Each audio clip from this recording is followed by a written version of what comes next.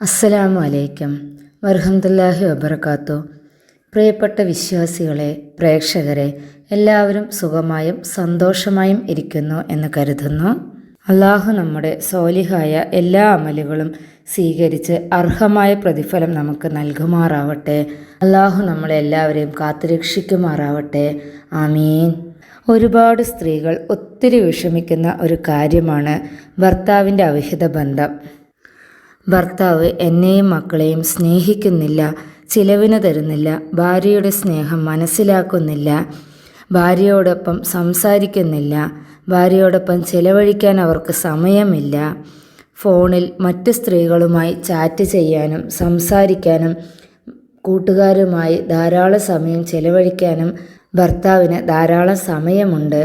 മറ്റ് സ്ത്രീകളുമായുള്ള ഭർത്താവിൻ്റെ അതിരുകവിഞ്ഞ ബന്ധം കാരണം വീട്ടിൽ എപ്പോഴും പ്രശ്നങ്ങളാണ്, കലഹങ്ങളാണ്. എപ്പോഴും വീട്ടിൽ സമാധാനമില്ല. ഭർത്താവ് ചീത്ത പറയുന്നു, കുറ്റപ്പെടുത്തുന്നു. ഇങ്ങനെ ഒരുപാട് പ്രശ്നങ്ങളും വിഷമങ്ങളും വേദനകളും അനുഭവിക്കുന്ന സ്ത്രീകൾ ഒത്തിരി പേരാണ്. ഈ വേദനകളൊന്നും ആരെയും അറിയിക്കാതെ എന്തു ചെയ്യണമെന്നറിയാതെ മനസ്സുരുകി നീറി ജീവിക്കുന്ന സഹോദരിമാർക്ക് വേണ്ടിയാണ് ഇന്നത്തെ വീഡിയോ. ആത്മീയമായി എന്തു ചെയ്താലാണ്, ഏത് ദിക്റ് ചൊല്ലിയാലാണ് തൻ്റെ പ്രയാസങ്ങൾ നീങ്ങിക്കിട്ടുക, എപ്പോഴും സന്തോഷവും കളിയും ചിരിയും നിറഞ്ഞ ഒരു ജീവിതം കിട്ടാനായി ഏത് ദിക്റാണ് ചൊല്ലേണ്ടതെന്ന് ഒത്തിരി സഹോദരിമാർ ചോദിക്കുന്നുണ്ട്. അവർക്ക് വേണ്ടിയാണ് ഇന്നത്തെ വീഡിയോ. ഇത്തരം എല്ലാ വിഷമങ്ങൾക്കുമുള്ള പരിഹാരവുമായിട്ടാണ് ഞാൻ ഇന്ന് നിങ്ങളുടെ മുന്നിൽ വന്നിരിക്കുന്നത്. നമ്മുടെ വീട്ടിൽ എപ്പോഴും സന്തോഷമുള്ള, സമാധാനമുള്ള, ഐക്യമുള്ള ഒരു ജീവിതമാണ് വേണ്ടത്. മാതാപിതാക്കളെ കണ്ടാണ് ഓരോ മക്കളും വളരേണ്ടത്. അവരുടെ സ്വഭാവ രീതി നിർണയിക്കുന്നതിൽ പ്രധാന പങ്ക് മാതാപിതാക്കൾ തന്നെയാണ്.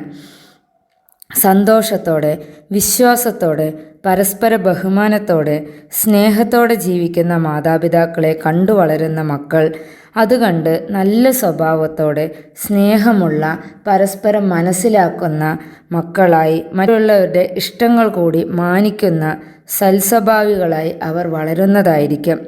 എന്നാൽ എപ്പോഴും കലഹിച്ചും ദേഷ്യപ്പെട്ടും ഉപദ്രവിച്ചും വേദനകളും ദേഷ്യങ്ങളും വെറുപ്പോടുകൂടിയും ജീവിക്കുന്ന മാതാപിതാക്കളെ കണ്ടു വളരുന്ന മക്കൾ സമൂഹത്തിൽ വളരെയേറെ തെറ്റുകളിലേക്ക് പോകുന്നു. അവർക്ക് ആരോടും സ്നേഹമില്ല, എപ്പോഴും കലഹിക്കുന്നു. ചെറിയ കാര്യങ്ങൾക്ക് മറ്റുള്ളവരോട് കലഹിക്കുകയും ദേഷ്യപ്പെടുകയും വെറുപ്പ് കാണിക്കുകയും ചെയ്യുന്നു. കാരണം അവർ വീട്ടിൽ അവർക്ക് കിട്ടേണ്ട സന്തോഷവും സ്നേഹവും കിട്ടുന്നില്ല. ആ ദേഷ്യവും വെറുപ്പും അവർ മറ്റുള്ളവരോട് കാണിക്കുകയും ചെയ്യുന്നു.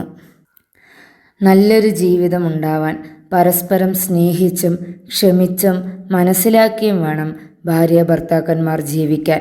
എങ്കിലേ ജീവിതത്തിൽ വിജയവും സന്തോഷവും ഉണ്ടാവുകയുള്ളൂ.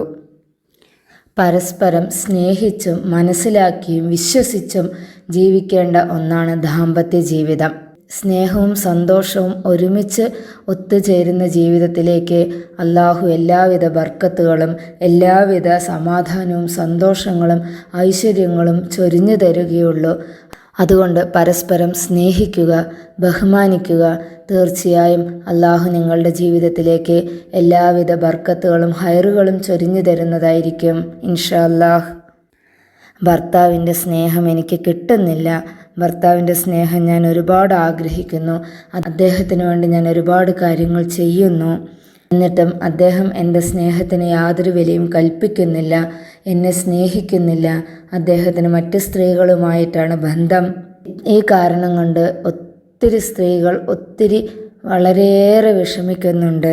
അപ്പോൾ ഭർത്താവിൻ്റെ മനസ്സ് മാറാനായിട്ട്, ഭർത്താവിന് മറ്റ് സ്ത്രീകളുമായുള്ള ബന്ധം നിർത്താനായിട്ട്, ഭർത്താവ് ചെലവിന് തരാനായിട്ട്, അങ്ങനെ ഒത്തിരി പ്രശ്നങ്ങൾ അനുഭവിക്കുന്ന സ്ത്രീകൾ ചെയ്യേണ്ടത് ഭർത്താവിൻ്റെ സ്നേഹം ലഭിക്കാൻ അതിനായി മഹാന്മാർ പറഞ്ഞു തരുന്ന ആത്മീയ വഴികൾ നിങ്ങൾ സ്വീകരിക്കുക.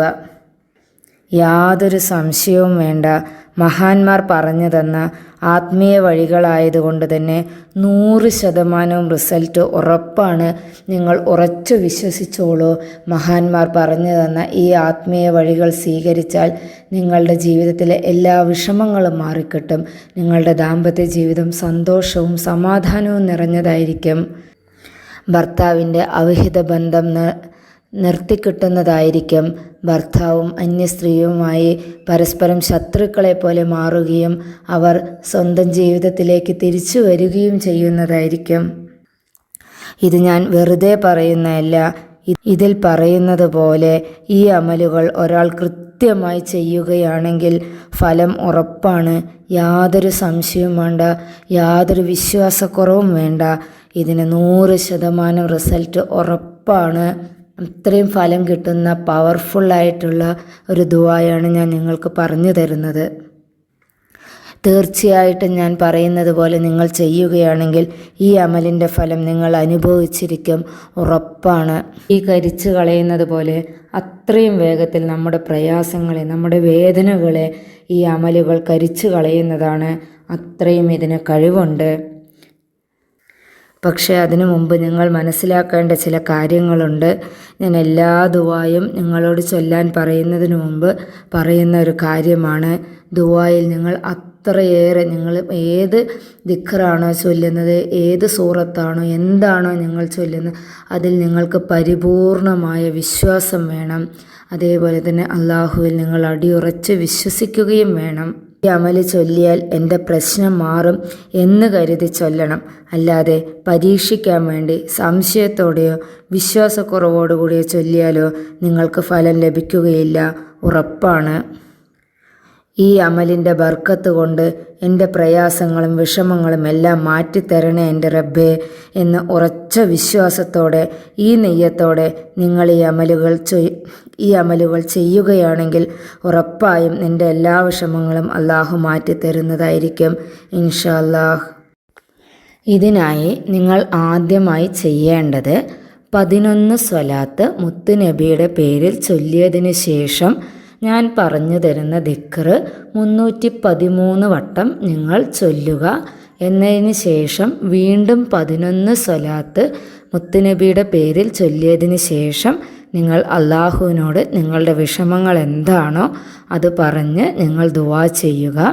അപ്പോൾ ദിക്റ് ഇതാണ്: യാ അത്തൂഫു ദുൽ ഖുവ്വത്തിൽ മത്തീൻ ഇഅ്തിഫു അലയ്യ കൽബ ഫുലാനിൻ ബിർഹംതിക യാ അർഹമ റാഹിമീൻ. ഇതിൽ ഫുലാന് എന്നുള്ളിടത്ത് നിങ്ങൾ നിങ്ങളുടെ ഭർത്താവിൻ്റെ പേരാണ് നൽകേണ്ടത്. അതായത് നിങ്ങളുടെ ഭർത്താവിൻ്റെ പേരെന്താണോ ഭർത്താവിൻ്റെ പേര് ചേർത്തിക്കൊണ്ട് നിങ്ങളിത് ചൊല്ലുക. സ്നേഹമുള്ള അള്ളാഹുവേ, ശക്തിയുടെയും എല്ലാത്തിനും കഴിവുള്ളവനുമായ അള്ളാഹുവേ, ഇഅ്തിഫു അലയ്യ കൽബ ഫുലാനിൻ, ഇന്നയാളുടെ സ്നേഹം നീ എനിക്കിട്ട് തരണമേ റബ്ബേ. അർഹമർ റാഹിമീനായ അള്ളാഹുവിൻ്റെ ബർക്കത്ത് കൊണ്ട് ഇന്നയാളുടെ ഫുലാനിൻ എന്നുള്ളിടത്ത് നിങ്ങളുടെ ഭർത്താവിൻ്റെ പേര് നൽകുക. അപ്പോൾ ആ ആളുടെ മനസ്സിലേക്ക് അയാളുടെ സ്നേഹം എന്നിലേക്ക് ലഭിക്കണേ അല്ലാഹുവേ എന്നതാണ് ഇതിൻ്റെ അർത്ഥം എന്ന് നിങ്ങൾ 313 തവണ നിങ്ങൾ ഈ ദിക്റ് ചൊല്ലുക. ഒന്നുകിൽ സുബഹി നമസ്കാര ശേഷമോ അതല്ലെങ്കിൽ വൈകുന്നേരം മഗ്‌രിബ് നമസ്കാര ശേഷമോ നിങ്ങൾക്കിത് ചൊല്ലാവുന്നതാണ്. അതിനുശേഷം മഹാന്മാർ പറഞ്ഞു തന്ന മറ്റൊരു അത്ഭുതകരമായ സൂറത്താണ് സൂറത്തുൽ ദുഹ. ഒത്തിരി മഹത്വങ്ങളും അത്ഭുതവും നിറഞ്ഞ ഒരു സൂറത്താണിത്. നമുക്ക് ടെൻഷനുകളോ പ്രയാസങ്ങളോ വിഷമങ്ങളോ വരുമ്പോൾ ഈ സൂറത്ത് നിങ്ങളോട് പതിവാക്കാൻ മഹാന്മാർ പറയുന്നു. ഈ സൂറത്ത് നിങ്ങൾ ഓരോ ഫർള് നമസ്കാര ശേഷവും 13 തവണ വീതം 11 ദിവസം നിങ്ങൾ ചൊല്ലുക. സൂറത്തുൽ ദുഹ 13 തവണ വീതം 11 ദിവസം ഓരോ ഫർള് നമസ്കാര ശേഷവും നിങ്ങൾ ചൊല്ലുക.